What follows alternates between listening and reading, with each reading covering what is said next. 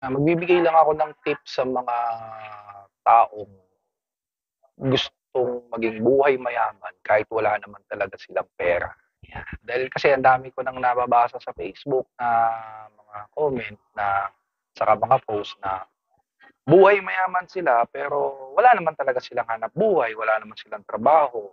Mahirap talaga yon. Pero bibigyan ko yung pinaka-easiest way kung paano talaga yung gawin, yung buhay mayaman ka kahit wala ka naman talaga pera, paano gawin? So, napakasimple lang. Unang-una, maging tamad ka.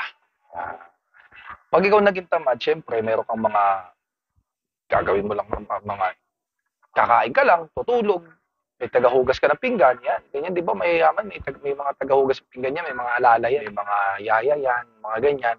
Ayun, so, yun ang number one dapat gawin is kailangan maging tamad ka. Pag tamad ka, lahat ng mga tao, kahit tulog ka lang, sila maghugas ng pinggan para sa'yo, sila magluluto para sa'yo, sila lahat gagawa para sa buhay mo, di ba? Yan ang pinakamagandang pangarap sa buhay. Huwag na huwag kang kikilos ng bahay kasi pag kumilos ka ng bahay, ibig sabihin, hindi ka buhay mayaman. So, yung pagiging tamad sa bahay, yun yung isang way para maging buhay mayaman ka. Yun yung dapat. Yung may tagaluto ka, tagakain ka lang, may tagatahi ka sa loob ng bahay niyo.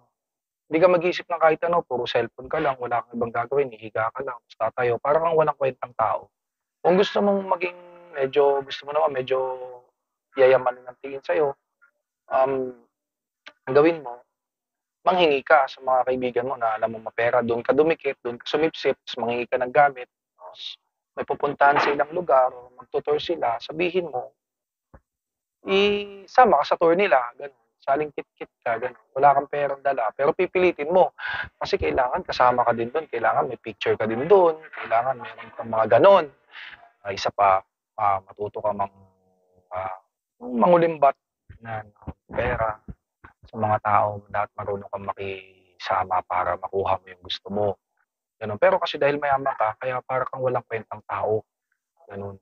Yun dapat yun ang yung may mga gusto lang gawin to, gawin niyo yan. Maging tamad ka lang. Ito yung pinakawalang kwentang tao sa mundo, pero buhay mayaman ka at least.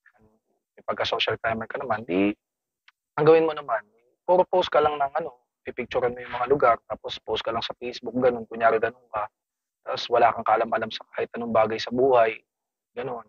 Yung nanakaw ka lang ng picture ng iba, tapos ipopost mo na kunyari doon ka galing, ganun, para medyo yayamanin ka. Yun, yan ang mga papayo ko sa inyo.